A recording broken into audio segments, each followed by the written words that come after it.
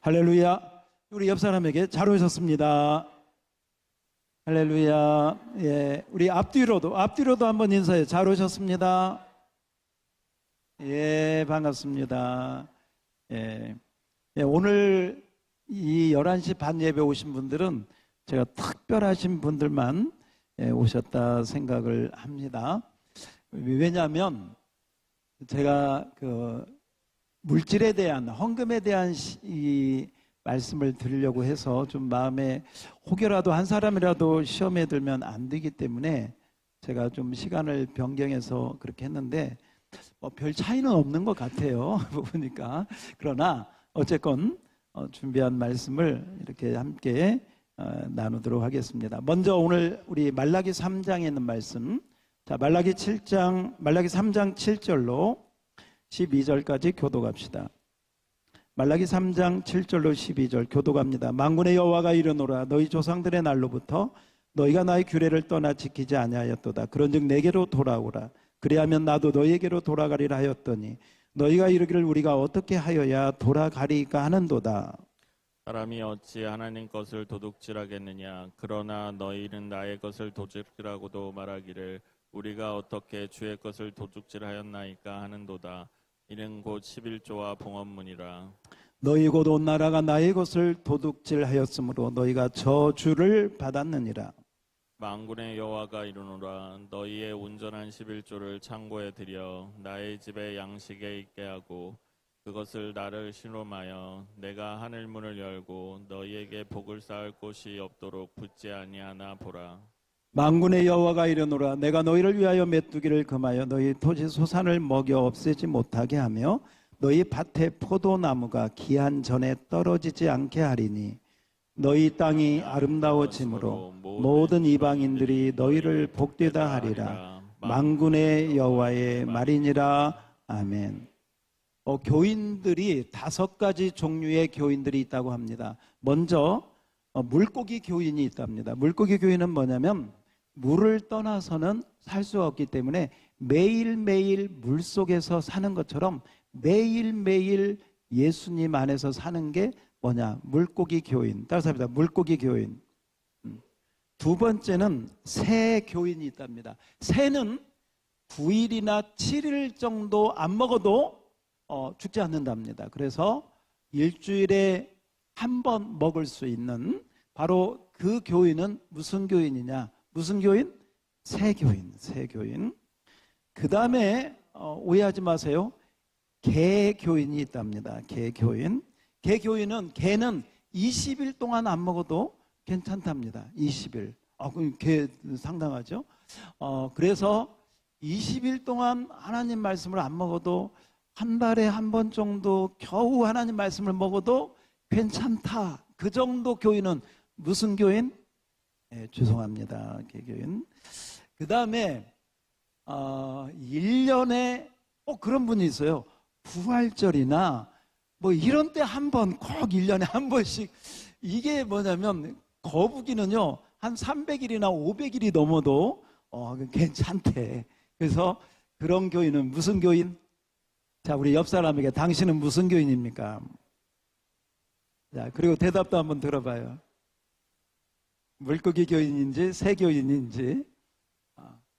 여러분이 새 교인이 되지 않고 물고기 교인이 되려면 성경 읽기를 하면 좋아요. 성경이 매일매일 성경을 읽으면 할렐루야. 참 좋아요. 정말 해보면 교제도 되고 서로 격려도 되고, 안 읽으면 거룩한 부담감이 있어. 거룩한 부담. 나만 안 읽었어. 또 읽게 되고 억지로라도. 저도 그런 경험이 있는데 아마 여러분도 그런 경험이 있을 거예요. 아침에 일어나서 옛날 제가 이제 신앙생활 하기 청년 때 교회를 갈까 말까 가고 싶기도 하고 그냥 안 가고 싶기도 하고 이럴 때요 그 갈등을 이기고 교회에 가잖아요.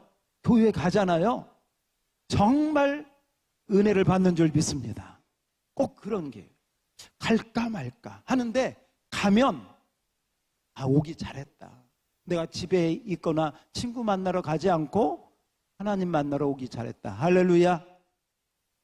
자, 오늘도 우리가 이제 헌금에 대한 말씀을 제가 이미 예고했고, 헌금 시간이 매 예배 때마다 헌금 시간이 있어요.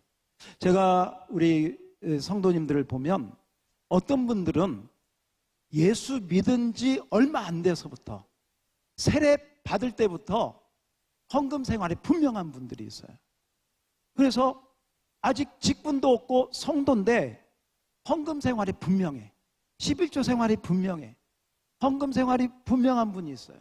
반면에 신앙생활 오래 했는데도 이 헌금이요, 제가 이전에 말씀드린 것처럼, 방금 말씀드린 것처럼 교회 갈까 말까 하는 것처럼 항상 이게 11조 생활이나 헌금 생활이 늘 이렇게 불안한 그런 분들도 있다. 물론 뭐 그 사람의 믿음의 역량에 따라 다를 수 있는 것이죠. 그런데 오늘 말씀은 여러분들이 하나님을 믿을 때 평생 믿잖아요. 평생 하나님을 믿는데 이 헌금은 그 하나님을 예배하는 모든 것 가운데 빠질 수가 없어요.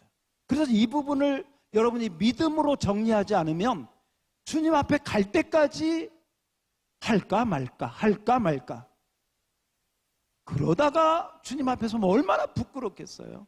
그래서 오늘 여러분이 오해를 마시고 시험에 들지 말고 열린 마음으로 여러분들이 이 말씀을 잘 들으면 좋겠다. 하나님은 그 하나님 말씀에 이 말씀을 하십니다. 하나님 앞에 올 때 빈손으로 오지 말아라. 이 말을 우리가 오해하면요, 하나님 뭐가 없어가지고 우리한테 자꾸 달라고 하는 것처럼 생각하기 쉽거든요. 절대 그런 것이 아니에요. 하나님은 만물이 다 하나님의 것이다. 자, 역대상 29장 11절을 한번 봅시다. 역대상 29장 11절 다 같이 함께 시작. 여호와여, 위대하심과 권능과 영광과 승리와 위엄이 다 주께 속하였사오니 천지에 있는 것이 다 주의. 자, 거기 셋째 줄, 자, 셋째 줄 다시 한번 읽어봐요. 시작. 천지에 있는 것이 다 주의 것이로. 여러분, 하늘도 주님의 것인 줄 믿습니다. 땅도 주님의 것인 줄 믿습니다. 이 땅에 있는 모든 저 산과 나무와 바다의 물고기와 하늘의 새와 심지어 저와 여러분까지도, 아니 저와 여러분이 가지고 있는 뭐 집이든 뭐든 그 모든 것이 다 누구 것이다? 하나님의 것이다. 믿으시면 아멘. 그래서 사도행전 17장에 보면 그분이 뭐가 부족해서 우리에게 도와달라고 하시는 분이 아니시다. 성경에 보면요, 놀라운 말씀이 있어요. 성전을 지을 때 하나님이 한 번도 성전을 지어달라고 하신 적이 없어요. 이 말을 잘 들으세요. 성전을 지어달라고 말씀하신 적이 없어요. 그럼 성전은 어떻게 짓게 됐나? 다윗이 왕이 돼가지고 성전 짓기 전에는 뭐가 있었을까요? 성막이 있었어요. 이렇게 옮겨 다니는 성막이. 그런데 다윗이 왕이 돼가지고 어느 날 자기는 왕궁에 이렇게 편안하게 화려한 왕궁에 이렇게 있는데 하나님의 궤가 휘장 가운데, 말하자면 이 천막 같은 그런 곳에 있는 거예요. 그래서 다윗이 너무 마음이 안 좋은 거예요. 야, 나는 이렇게 화려한 왕궁에 있는데 하나님의 궤가 좀 너무 초라하게 있는 것 같이 생각이 돼. 초라하게. 그래서 나단 선지자에게 이 얘기를 합니다. 하나님의 성전을 지어드리고 싶은데 어떻게 하면 좋을까요? 그랬더니 나단 선지자가요, 왕의 마음에 있는 대로 행하소서, 그렇게 이 얘기를. 그래서 다윗이 이제 성전을 지으려고 마음을 먹습니다. 꼭 들으세요. 하나님의 성전을 지어달라고 한 적이 없습니다. 다윗의 마음에 그 마음이 생긴 거예요. 그래서 성전을 지어드려야 되겠다는 마음을 가졌어요. 그랬더니 그 밤에 하나님이 나단 선지자에게 나타나셨어요. 사무엘하 7장에 나오는 얘기. 나중에 집에 가서 보세요. 지금은 저의 말을 잘 들으시고. 나단 선지자에게 하나님이 나타나셔서 하는 말이, 야, 언제 내가 너희들에게 내 성전을 지어달라고 한 적이 있냐? 하늘이 내 보좌고 이 땅이 내 발등상이야. 내가 어떻게 사람이 만든 집에, 사람이 손으로 만든 집에 내가 거할 수 있겠냐? 여러분, 그 말을 한번 잘 생각해 보세요. 하나님이신 그 위대하신 분이 사람이 손으로 아무리 화려하게, 무슨 뭐 아무리 웅장하게, 아무리 크게 만들었든 그 영원하신 그 위대하신 하나님이 그 집에 들어가 있을 수 있겠냐고, 그 얘기를 하셔요. 여러분, 우리 어렸을 때 소꿉놀이 하잖아요. 소꿉놀이. 응? 뭐 집을 짓고 뭐 상을 조그맣게 만들어 가지고 여기에 무슨 시금치. 여러분이 그 소꿉놀이 하는데 그 집에 들어가 살 수 있겠어? 없잖아요. 그래, 조금만 생각해도 이 하나님 말씀이 정말 진리란 걸 알아요. 그래서 하나님은 성전을 지어달라고 한 적이 없어요. 그런데 다윗이 그 마음이 너무 하나님이 볼 때 감동인 거야. 지어달라고 하진 않았는데 그 마음을 품고 있어서. 그래서 하나님이 다윗에게 이렇게 이야기합니다. 야, 네가 내 집을 건축하겠다고? 그래, 내가 네 마음은 받는다. 그런데 내가 너를 위하여 너의 집을 지어주리라. 거꾸로. 다윗은 하나님의 성전을 지어주려고 했더니 하나님이 아니야, 내가 너를 위하여 너의 가문을, 너의 왕위를 영원히 견고하게 하리라. 너의 자손을 통해서 메시아가 오는 축복을 주리라. 놀라운 이야기예요. 자원에서 감동이 있어서 하나님께 뭔가를 드리려고 했더니 하나님은 그 마음을 받으시고, 여러분, 다윗이 오고 오는 세대에 다윗의 자손과 후손을 통하여 정말 메시아가 오는, 그래서 다윗의 자손 예수여 하는 그 축복을 받게 된 줄 믿습니다. 여러분, 그렇습니다. 하나님의 마음은 바로 그런 마음. 11조요? 하나님이 우리에게 11조를 손 벌리시겠어요? 하나님 뭐가 부족해서? 하나님 뭐가 없어서? No! 절대로 그런 분이 아니십니다. 그러므로 우리가 이 물질에 대한 생각을 똑바로 가져야 돼요. 성경에 보면 이 11조의 처음이 뭐냐? 아브라함이 롯과 그 가족들을 싸워서 이기고 와가지고 멜기세덱에게 전리품의 11조를 드린 게 첫 번째, 율법이 있기 전에, 출애굽기가 있기 전에 창세기에서 벌써 아브라함이 11조를 멜기세덱, 여러분 오늘 2부 예배에 나오신 분들 어느 정도 알게, 멜기세덱은 영적으로 누구다? 예수님. 말하자면 구약의 아브라함은 누구에게 11조를 드린 거예요? 네. 그때는 11조 제도도 없었어요. 뭐 11조 바치라 이런 것도 없었어요. 자원해서, 감사해서 그렇게 드린 거예요. 아까 다윗이 성전을 그렇게 한 거죠. 그랬더니 하나님이 이 멜기세덱이 아브라함에게 뭐라고 해요? 내가 너에게 복을 주리라. 할렐루야. 야곱이 창세기 28장에 보면 집을 떠나 갈 때 서원 기도를 합니다. 하나님이 나를 길에서 지켜주시고 먹을 것과 입을 주셔서 잘 돌아오게 하시면 제가 10분의 1을 구별하여 하나님의 집에 드리겠습니다. 할렐루야. 야곱이 서원하고, 야곱이 서원한 대로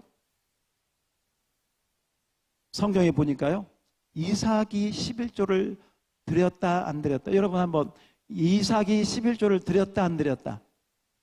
예, 드린 기사는 없습니다. 근데요, 이삭은 자기 몸을 제물로 드린 줄 믿습니다. 할렐루야. 11조가 아니라 자기 생명을 드렸어요. 보세요. 아브라함, 이삭, 야곱. 하나님이 11조를 바치라고 한 적이 없는데도요. 따라삽시다. 자원해서, 감사해서 자기 스스로 하나님 앞에 드릴 때 하나님이 아브라함과 이삭과 야곱을 통하여 놀라운 축복을 대대로 주신 줄 믿습니다. 그렇습니다. 지금 제가 말씀드린 다윗, 아브라함, 이삭, 야곱 다 이렇게 자원해서 고마워서 감동이 있어서 하나님 앞에 드린 사람. 그래서 오고 오는 세대의 최고의 복받는 이름의 그 명예의 전당에, 복받는 명예의 전당에 그 이름이 올라간 사람들의 이름이 제가 지금 오늘 말씀드린 부분. 그러나 반대로 이 재물관이 잘못돼 가지고 아까워서, 또 이 재물에 대한 가치관이 잘못돼 가지고 인색해서 오히려 복을 받지 못하고 저주를 받은 사람들이 있어요. 유다가 그렇습니다. 유다가 그 향유를 붓는 여인이 향유를 부을 때 저 비싼 것을 왜 낭비하냐고, 저걸 가져다가 가난한 사람들에게 주면 얼마나 좋은, 말은 그럴듯하죠. 나중에 이 유다가요, 공동으로 쓰는 회비를 착복해서 자기 유용했다고 합니다. 나중에 돈을 받고 예수님을 팔아버린 사람으로. 자, 저를 보세요. 아나니아 사피라 이야기가 있습니다. 밭을 팔 때는 좋았습니다. 좋은 마음이었어요. 막상 드리려고 보니까 너무 아까웠어요. 일부를 감추고 드리다가 베드로의 안에 계시는 성령께서, 야, 팔 때의 마음하고 드릴 때 마음이 왜 같지 못하느냐 하고 그 자리에서 그 부부가 즉사한 것을 보게 됩니다. 재물에 대한 가치관이 잘못되어 있어서 어떤 사람은 복에 복을 받기도 하고 어떤 사람은 정말 그것 때문에 저주를 받는 경우도 성경에 많이 나옵니다. 우리 주님이 이렇게 말씀하십니다. 하나님과 재물을 겸하여 섬길 수 없다. 따라서 합시다. 하나님과 재물을. 자, 마태복음 6장 24절을 한번 띄워줘 보세요. 마태복음 6장 24절입니다. 우리 밑에서 두째 줄부터 자, 우리 같이 처음부터 같이 시작. 한 사람이 두 주인을 섬기지 못할 것이니 혹 이를 미워하고 저를 사랑하거나 혹 이를 중히 여기고 저를 경히 여김이라. 너희가 하나님과 재물을 겸하여 섬기지 못하느니라. 여기서 우리가 예수님이요, 이 재물에 대한 가르침을 하면서 하나님과 재물을 동급으로 놓았어요. 동급. 우리가 보통 하나님과 마귀 이렇게 생각하잖아요. 아니, 마귀는요 천사기 때문에, 타락한 천사기 때문에 하나님과 밑에 급이 밑에 급. 천사는 타락했을 뿐이지 하나님과 마귀가 아니에요. 그런데 예수님은 돈의 권세를 알았어요. 사람들이 돈을 얼마나 좋아하는지를 알았어요. 돈의 위력이 얼마나 강한지를 알았어요. 마치 하나님처럼. 돈 없으면 못할 일이 없다. 돈은 모든 것을 가능하게 한다. 이런 생각이 사람들에게 있음을 예수님 알았어요. 그래서 돈은 전능 유사성이 있어요. 전능 유사성. 전능 유사성이 뭐냐? 하나님이 전능한 것처럼 돈도 못할 게 없다는 그런 유사한 생각을 우리가 갖고 있어요. 우리 마지막 부분 한번 읽어볼까요? 너희가 시작. 너희가 하나님과 재물을 겸하여 섬길 수. 부자 청년이 예수님께 왔어요. 예수님이 여러 가지 이야기하다가 결론에 이렇게 이야기해요. 야, 너 가진 거 다 팔아서 가난한 사람들에게 주고 너 나를 따르라. 그랬더니 근심하며, 아마 제가 생각할 때 못 돌아왔을 것 같아요. 하나님을 섬긴 거예요? 재물을 섬긴 거예요? 재물을 섬긴 거예요. 부자 청년의 이야기가 나옵니다. 어리석은 부자 얘기가 나와요. 부자인데 먹고 마시고 막 쌓아뒀어. 막 이제 막 얼마나 재산이 많은지, 야, 오늘은 내일은 어디로 놀러 갈까? 어느 나라로 비행기 타고 놀러 갈까? 먹고 마시고 즐거워하자. 그날 밤에 하나님 말씀, 이 어리석은 자야, 오늘 밤에 내가 너 콜하면 너는 네가 가진 게 네 것이 되겠냐? 어리석은 부자. 부하려 하는 자들은 시험에 빠진다. 돈을 사랑하는 것이 일만하게 뿌리다. 성경은 계속해서 돈, 재물에 대해서 경고를 하고 있습니다. 우리 믿는 자들도 얼마나 그것이 위험하면 하나님과 재물을 겸하여 섬길 수 없다. 이 질서를 바로 세워야 된다는 거예요. 하나님이 위냐, 재물이 위냐, 누가 더 높으냐, 어떤 것을 너는 첫 번째 우선순위에 두느냐 하는 걸 예수님이 직접 말씀을 하고 계시는 것입니다.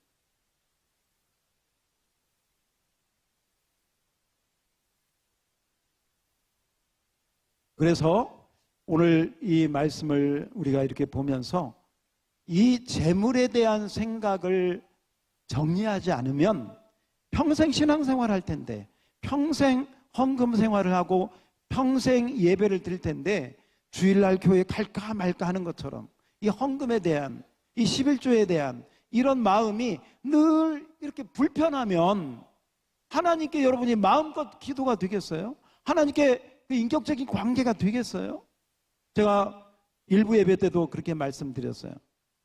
부모님을 사랑해서 부모님을 잘 봉양하는 자하고, 부모님이 가지고 있는 유산이 있어가지고 그 유산을 보고 부모님에게 잘해드리는 사람하고, 겉으로 볼 때는요 똑같이 잘해드리는 것 같이 보여져.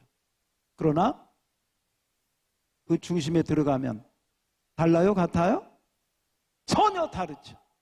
전혀 다르죠.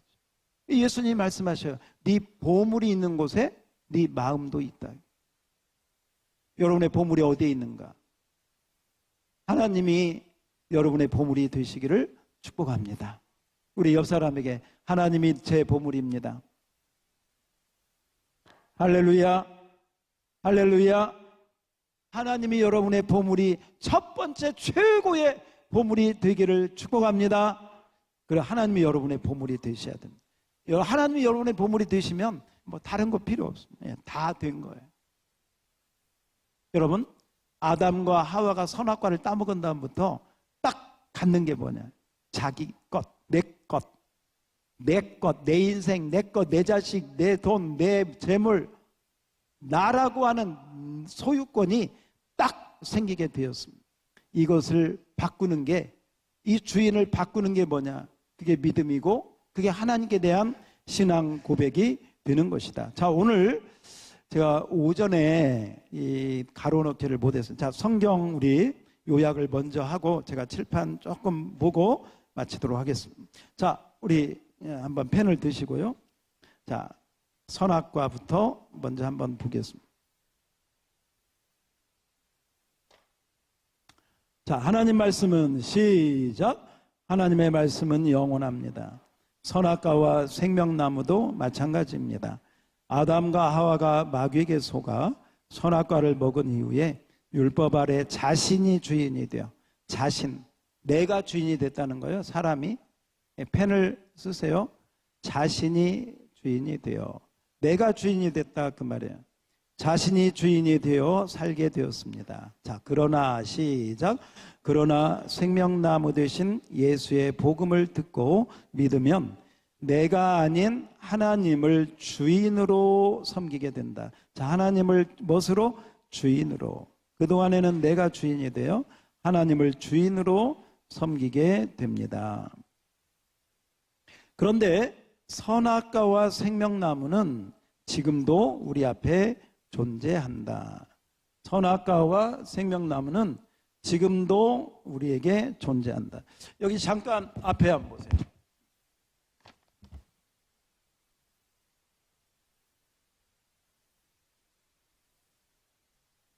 선악과가 있습니다. 생명나무가 있습니다. 창세기 2장 9절을 띄워주세요. 예, 앞에 여러분이 보시면 맨 마지막 부분에 셋째 줄에 나옵니다. 따라서 선악과 생명나무. 그동안 우리 본 것처럼 선악과는 율법입니다. 이거 먹으면 너 죽어, 율법입니다. 생명나무는 내가 다 이루었다. 내가 너를 정죄하지 않는다. 할렐루야. 복음인 줄 믿습니다. 할렐루야. 예. 자, 그 다음 오늘은 우리가 이제 이 재물에 대한 부분이니까 이 부분을 제가 한번 이렇게 선악과를 먹고 율법에 있는 사람은 자기 인생의 중심이 누가 되느냐? 나가 자기 자신이 내 인생의 주인이 됩니다. 이게 선악과를 먹은 모든 인생이 다 이렇게 됩니다. 그리고 나가 돼서 예수 안 믿는 사람은 예수님을 자기 인생 바깥에 두고 관심이 없습니다. 그러나 선악과를 예수님에 대한 말씀을 듣고 어떤 사람은 예수를 믿기는 믿는데 내가 여전히 주인이고 예수님은 내 발 아래, 내 아래 예수님을 두는 사람들이 있습니다. 이것은 율법에 속한 모습이다라고 볼 수 있습니다. 그런데 복음에 속한 생명나무의 열매를 먹고 내가 길이요 진리요 생명 되신 예수님을 모시게 되면 바로 그 예수님이, 따라서 합시다. 예수님이 내 인생의 주인이 되시고 나는 주님의 아들이 된다. 할렐루야. 자, 여기 보세요. 선악과를 먹은 이 모습하고 생명나무 복음으로 예수님을 주인으로 모신 사람하고 같아요, 달라요? 달라요. 자, 이 선악과를 먹은 내가 주인이 되면요, 내 자식, 내 재물, 내 인생, 모든 것이 다 내 것 다 이렇게 됩니다. 왜? 내가 주인이니까. 그러나 생명나무 되신 예수님을 모시고 복음의 은혜, 새 언약의 아래로 들어오면 나는 주인이 아니고 나의 모든 것은 나의 자녀도 주님의 자녀, 나의 재물도 주님의 재물, 나의 인생도 주님을 위한 나의 인생. 할렐루야. 누구를 위해서? 주님을 위하여 모든 것이 정리되는 줄 믿습니다. 그래서 보세요. 우리 지난번에 새 언약의 안식일, 모든 날도 다 누구의 날? 주님의 날. 그러므로 모든 것이 그 초점이 주님에게 모여져요. 그러나 이 주인, 예수님을 주인으로 모시고 이 선악과의 율법에 속한 생각이 많으면 왔다 갔다 해요. 왔다 갔다. 어떤 사람은 왔다 갔다 해요. 왔다 갔다. 어느 때는 주님이 주인 됐다가 어느 때는 내가 주인 됐다 왔다 갔다. 믿음이 미성숙할 때 왔다 갔다 할 수 있습니다. 그러나 신앙이 성숙하게 되면 이 모습이 하나님이 기뻐하는 모습인 줄 믿습니다. 할렐루야. 따라서 합시다. 복음적인 믿음이 됩시다. 우리 옆 사람에게 복음적인 믿음이 됩시다. 할렐루야.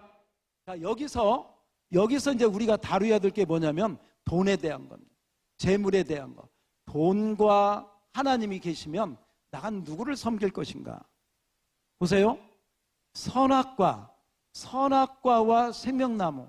선악과를 왜 하나님이 못 따먹게 했을까? 왜 그랬을까? 차라리 만들지를 말지. 여러분, 이 선악과는 뭐냐면요, 한마디로 에덴 동산의 주인이 하나님이시다. 믿습니까? 선악과를 볼 때마다 아담과 하와가 나보다 더 높으신 분이 계셔. 그분이 누구셔? 하나님이셔. 선과 악을 절대적인 기준을 가진 분 누구시다? 하나님이시다. 그 선악과는 바로 하나님이 주인인 것을 기억나게 하는 나무. 그러므로 이 선악과를 범하는 것은 주인 되신 하나님을 인정하지 않고 자기가 하나님처럼 되는 바로 이 모습이 바로 이러한 모습이고, 이러한 모습이 있을 때 재물에 대해서도 이런 생각을 갖고 되는 거죠. 그래서 우리 내 돈, 내 재물 이런 생각을 가져요. 내 재물과 내 돈, 내 재물과 내 돈. 그러니까 드리려면 아깝고 인색하고 그렇게 되는 거예요. 왜? 내 거니까. 그런데 신명기서에 보면 이런 말씀입니다. 여러분 자막을 한번 자막을 보는데, 자, 신명기 우리 신명기로 8장 17절. 자, 다 같이 시작. 그러나 내가 마음에 이르기를 내 능력과 내 힘의 손으로 내가 이 재물. 자, 이 17절은 뭐냐면요, 선악과 먹은 사람의 내가 땀 흘려서 내 돈 벌었지, 내가 회사 다녀서 내가 월급 받았지, 내가 열심히 일해가지고 수고해서 얻은 거야, 내 능력과 내 힘으로 내가 이 재물을 얻었어. 이게 선악과를 먹은 이 상태에 있는 사람. 그러나 복음의 은혜를 받으면 어떻게 달라지느냐? 18절 보세요. 다 같이 시작. 내 하나님 여호와를 기억하라. 그가 내게 재물 얻을 능력을, 여러분, 재물 얻을 힘과 능력과 건강과 지혜를 누가 주셨다? 하나님이 주셨다. 그 고백이 있는 분은 복음 아래에 있는 줄 믿습니다. 여러분 스스로가 잘 생각해야 돼. 월급으로 자동이체로 통장에 들어온다고 해서 여러분이 여러분의 능력으로 여러분의 힘으로 얻었다고만 생각하면 안 돼. 그 얻을 힘과 능력을 하나님이 주셨음을 믿으시기 바랍니다. 그래서 17절 말씀을 가지고 사느냐, 18절 가지고 사느냐. 왜? 17절은 내가 수고해도 얻은 거기 때문에 드리기가 힘들어요, 내 것은. 그러나 그 재물 얻을 능력을 누가 주셨다? 하나님이 주신 줄 믿습니다. 자, 그러면 여러분 이제 주보 나머지 부분.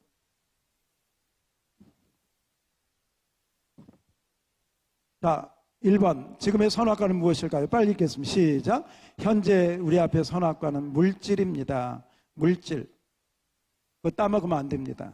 내 마음대로 하면 안 된다 이 말이에요. 하나님이 내 마음대로 하는 걸 금하셨고, 오늘 말라기서에 보니까 하나님의 것을 도적질한다고 이야기하는 거예요. 우리 앞에 선악과는 뭐다? 물질이다. 밑줄 치세요. 네, 중요하다 이 말이에요. 자, 주님께서는 시작. 주님께서는 하나님과 재물을 함께 주인으로 섬길 수 없다고 말씀하십니다.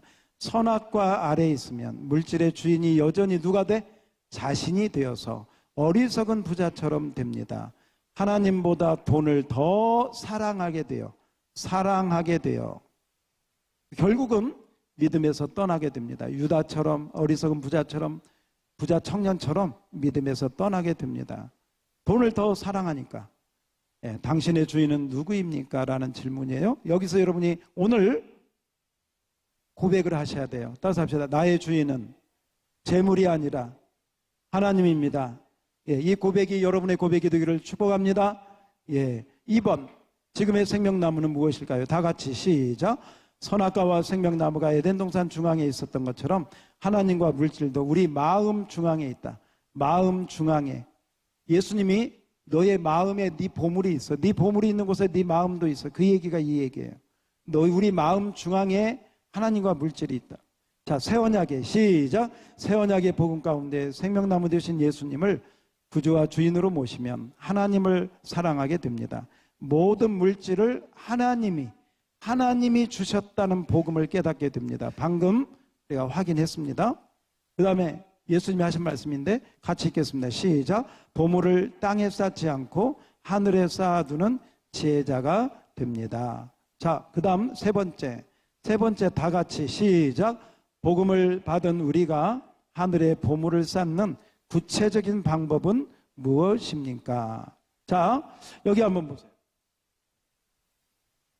그렇게 해서 여기까지는 내 인생의 주인이 누구인가, 그래서 내 인생의 주인이 나면 물질이 내 것이기 때문에 이 헌금 생활이 힘들어요.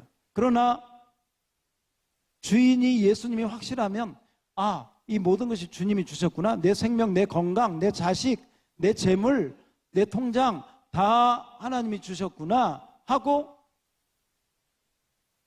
이 고백을 하게 됩니다. 제가 여러분에게 한번 묻겠습니다. 10의 3조를 드리면 불법입니까? 적법한 것입니까? 아니 10의 1조만 드리라니까 3조까지 드리네. 이거 잘못된 거예요? 잘하는 거예요? 아, 잘하는 거예요? 아유, 복음 아래 있는 줄 믿습니다. 아, 좋습니다. 아, 불법이 아니구나. 그 후안 까를로스라고 하는 저기 미국의 목사님이 계셨습니다.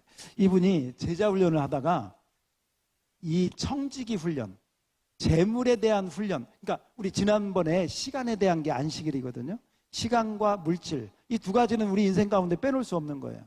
시간을 어디에다 쓰느냐, 시간을 어디에다 쓰느냐, 여러분의 인생이 거기에 관심이 있는 거예요. 여러분의 시간 쓰는 곳이 여러분의 인생이에요. 그 다음에 또 하나, 여러분의 돈을 어디에다 쓰느냐, 거기에 여러분의 인생에 들어가 있는 거예요. 그러니까 여러분의 인생, 나는 내 인생의 중요성을 어디에다가 두느냐, 여러분이 쓰는 시간과 여러분이 쓰는 돈을 보면 거기에 여러분이 내가 중요하다고 생각하는 곳에 바로 그 시간과 돈을 쓰게끔 돼 있어요. 중요하지 않는 곳에 시간을 쓰면요, 어떤 생각이 드냐, 아깝다. 내 이 시간 지금 아까워. 나 빨리 여기 벗어나야 돼요. 원치 않는 곳에 돈이 들어가면요, 막 괴로워. 보세요. 그래서 이 후안 까를로스 목사님이 이 재정 훈련을 하면서 그 교회 재직들을 불러다가, 여러분 정말 재물이 하나님으로부터 온 것임을 믿습니까? 아멘. 여러분의 지갑도 하나님이 주신 걸 믿습니까? 아멘. 여러분의 통장도 하나님이 주신 걸 믿습니까? 아멘. 그때 여러분의 부동산도 하나님이 주신 걸 믿습니까? 아멘. 그때 여러분의 아파트도 다 아멘. 그러면 하나님 것이니까 다음 주에 올 때 그 저기 문서, 집 문서 다 가지고 오십시오. 통장 다 가지고 오십시오. 근데 진짜 심각하게 어떻게 됐을까요? 그 다음날 다 가지고, 그 주일에, 그 다음 주에 다 가지고 와서 하나님 앞에 바친다고 다 봉헌했대요. 그래서 그 목사님이 축복기도 해주고 나서 그렇습니다. 여러분의 믿음을 하나님이 보셨습니다. 할렐루야. 그리고 다시 다 한 분 한 분에게, 목사님이 정말 얼마나 그 믿음이 훌륭한지 눈물이 나더래요. 한 분 한 분한테 다 돌려주면서, 여러분이 하나님의 것을 고백했으니 여러분이 앞으로 이거 쓸 때 내 거라고 쓰지 말고 하나님의 것이라고 생각하고 사용하십시오. 할렐루야. 하나님 뜻대로 사용하십시오. 저는 그게 정말 올바른 태도라고 봅니다. 다음 주에 우리 한번 해볼까요? 너무 또 겁먹지 마세요. 안 할 테니까. 영락교회의 한경직 목사님이 이북에서 피난민으로 오셨잖아요. 교회를 지어야 되는데 피난민들이 뭔 돈이 있어. 그런데 사람들은 모이고 천막 치는 게 한계가 있잖아요. 교회를 지어야 되는데 어떻게, 그래서 우리 다음 주에 헌금을, 교회 성전을 지어야 되니까 우리 헌금을 조금씩 마음을 모아서 합시다. 이 말을 하고 너무 마음이 힘들었대요.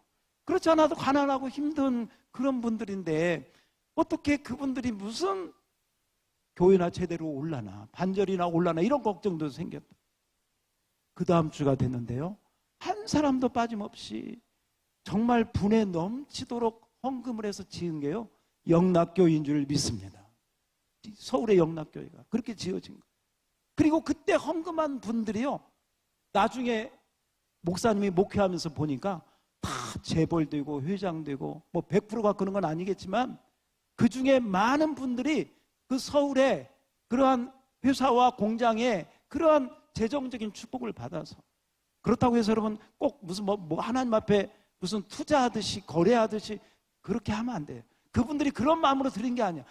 정말 다윗과 같은 마음으로 하나님 교회가 필요하니까, 성전이 필요하니까 하나님이 조그만 거라도 받으세요 하고 정성을 다해서 드린 그 중심을 하나님이 축복하신 줄 믿습니다. 여러분, 바로 그것이 재물에 대한 올바른 재물은 따라합니다. 재물은 내 것이 아니다. 누구의 것이다? 하나님의 것이다라고 하는 그 증표를 가지고 첫 것. 그래서 하나님은 첫 번째를 우리가 쓰고 남은 것을 하나님 원치 않으셔요. 쓰고 남은 거. 그래서 하나님은 열매를 원할 때도, 곡식을 원할 때도 첫 열매, 첫 알곡, 처음 장자, 첫 양의 첫 새끼, 날도요, 안식일도, 주일도 일주일의 첫날이에요. 매월 첫 월삭, 매달 첫날이 월삭이에요. 매년의 첫날, 이게 6월절의 시작이에요. 하나님은 첫 번째를 원하신다. 할렐루야. 이것은 이 첫 번째는요, 나머지를 다 대표하는 거예요. 대표성의 원리가 있어요. 첫 것은, 첫 것은 누구의 것이다? 하나님의 것이다. 그러면 나머지도 다 하나님의 것입니다라고 고백이 들어가 있는 줄 믿습니다. 그래서 여러분이 앞으로 어떤 부분에서든지 이게 소득이 생기잖아요.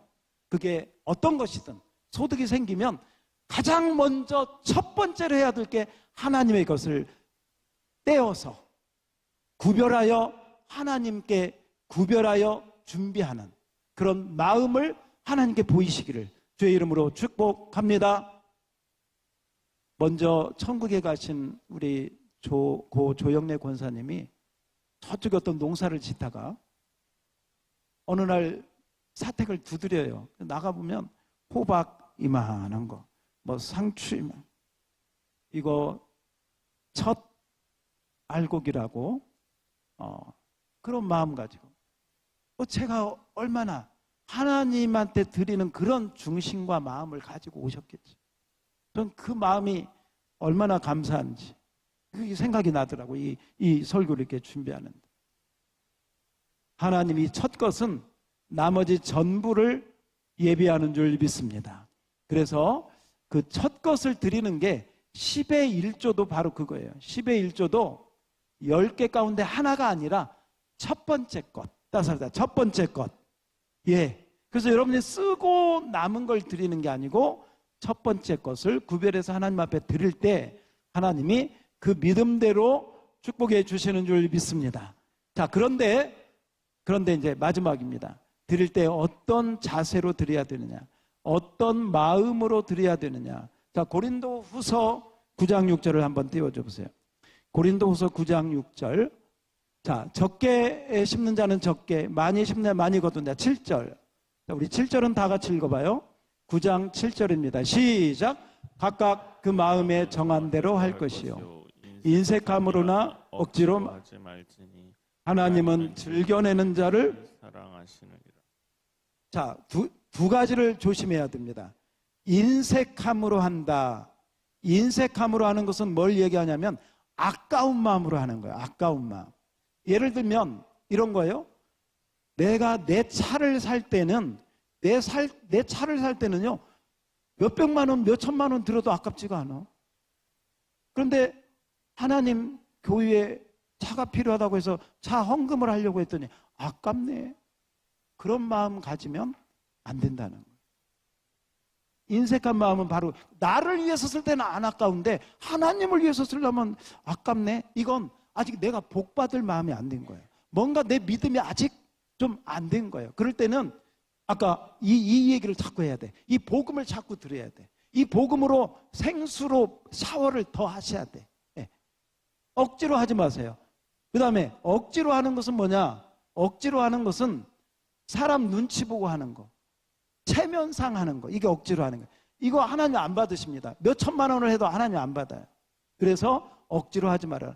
아이고, 목사님이 어떻게 생각해요? 장로님이 어떻게 생각해요? 이거 억지로 하는 거예요. 그렇게 하지 마세요. 안 하셔도 됩니다.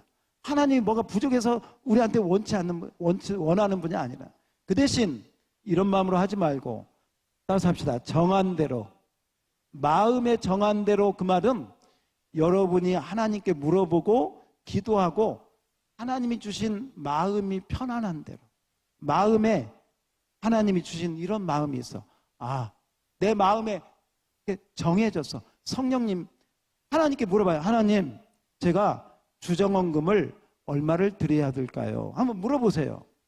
그런데 아마 기준은, 그냥 제가 생각할 때 기준은, 여러분의 부모님이 살아계신다면 부모님보다는 더 하나님을 높이 생각해야 되지 않을까? 적어도 기준이 있다면. 뭐 액수는 부모님보다 더 잘해드리고 싶은 그런 마음, 그 마음을 가지고 여러분이 주정헌금도 정하시고, 뭐 11조는 여러분의 소득을 가지고 하는 거니까 그렇게 하십시오. 그러나 이 11조를 할 때에도 이렇게 하시면 안 돼요. 신의 산에 있는 것처럼 내가 11조 안 하면 하나님이 나한테 복을 안 줄 거야. 무슨 뭐 재정에 어려움을 당할 거야. 뭐 건강이 안 좋아질 거야. 그런 하나님 절대 그런 분 아니에요. 그 마귀가 주는 생각이에요. 하나님은 그런 분 아니에요. 하나님 그렇게 쪼잔하신 분 아니에요. 그래서 그런 생각 갖지 마시고, 그건 율법 아래에 있는 거예요. 그러나 하나님한테 여러분이 정말 감사함으로 자원해서, 아까 다윗 얘기했어요. 아브라함, 이삭, 야곱 얘기했어요.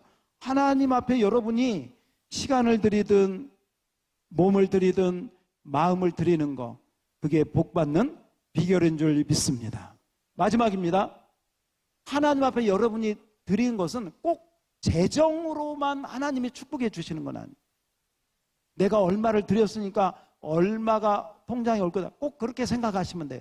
안 됩니다. 그렇게 하면. 하나님이 우리에게 주시는 복은 다양하게 주신다. 따라서 합시다. 다양하게 주신다. 예, 어느 때는 나는 괜찮은데 자식이 복을 받아. 자식이. 내가 하나님 앞에 심었더니 자식이 복을 받아. 내가 물질을 심었는데 하나님은 건강의 복을 주셔. 할렐루야. 꼭 그것이 물질로만 온다고 생각하지 말라는 거예요. 하나님은, 그러나 반드시 하나님은 우리를 축복해 주실 줄 믿습니다. 반드시 주십니다. 반드시. 어떤 식으로든지 반드시 주신다. 따라서 합시다. 반드시 축복하신다. 할렐루야.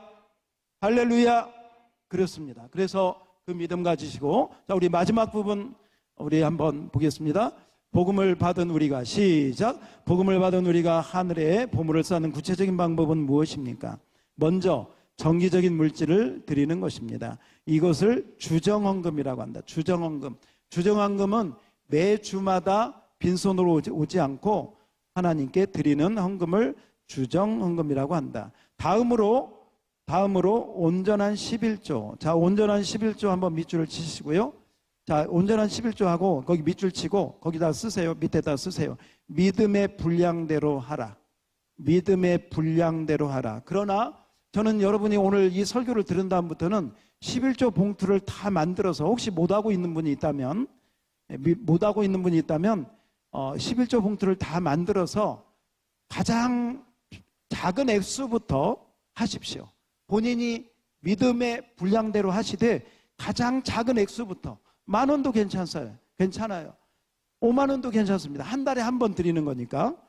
그러나 11조를 드리면 좋겠습니다. 그리고 온전한 11조를 드릴 수 있을 때까지 여러분의 믿음이 성장하도록 여러분 기도하십시오. 그래서 이 설교 들은 이후로 오늘 이 자리에 있는 분들은 11조 봉투를 꼭 만들고 주정헌금 봉투를 만들어서, 여러분 돈 내라는 이야기가 아닙니다.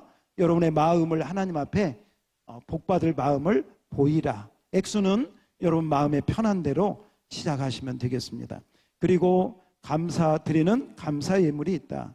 이것이 기본이다. 이 세 가지가 기본입니다. 주정헌금, 온전한 11조, 그리고 감사헌금. 그리고 복음과 교회를 위하여 드리는 예물이 있습니다. 복음은 선교 예물이 복음을 위해서 드리는 거고요. 교회를 위해서 드리는 건 건축 예물과 교회 사랑 예물이 있습니다. 이것은 선택입니다. 보물을 하늘에 쌓는 바른 자세는 먼저 자신을 드리는 것이다. 자신.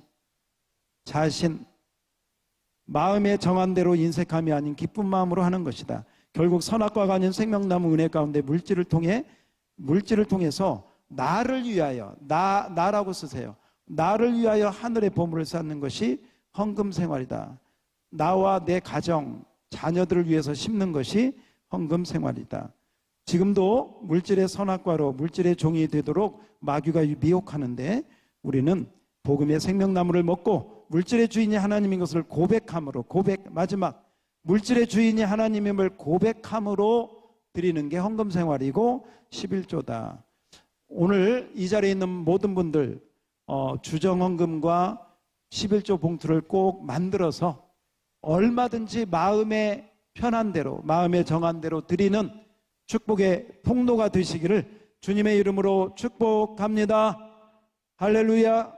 우리 옆 사람에게 축복을 받읍시다. 할렐루야. 예. 한 가지 이런 마음 있잖아요. 이런 설교 참 듣기 싫다. 이런 설교 참 안 듣고 싶고 안 하고 싶어. 예, 조심하셔야 됩니다. 헌금은 목사 얘기가 아니에요. 하나님이 하신 말씀이고요. 예수님이 하신 말씀이에요. 그래서 여러분 마음에 그 부분이 있다면 뭔가 여러분이 물질에 대해서 어렸을 때 상처가 있거나 아니면 어떤 그런 트라우마가 있을 때 그런 마음을 가질 수가 있어요. 치료받아야 됩니다. 물질을 통해서 여러분이 복을 받아야 돼요. 그래서 거기에 눌리지 말고요. 꼭 목사가 부족하지만 오늘 마음먹고 좀 여러분에게 제가 이렇게 마음먹고 헌금 설교한 건 제 목회 생활의 처음인 것 같습니다. 저 헌금 얘기 안 합니다. 여러분이 아시잖아요. 우리 주보에 헌금 이야기, 헌금 쓴 것도 아예 제가 개척할 때부터 지금까지 한 번도 치른 적이 없습니다. 그게 제 마음입니다. 그러므로 오늘 제가 이 설교를 왜 했는지 그 중심을 받으시고 하나님 앞에 여러분이 복의 통로로 쓰임받는 우리 모두가 되기를 주의 이름으로 축복합니다.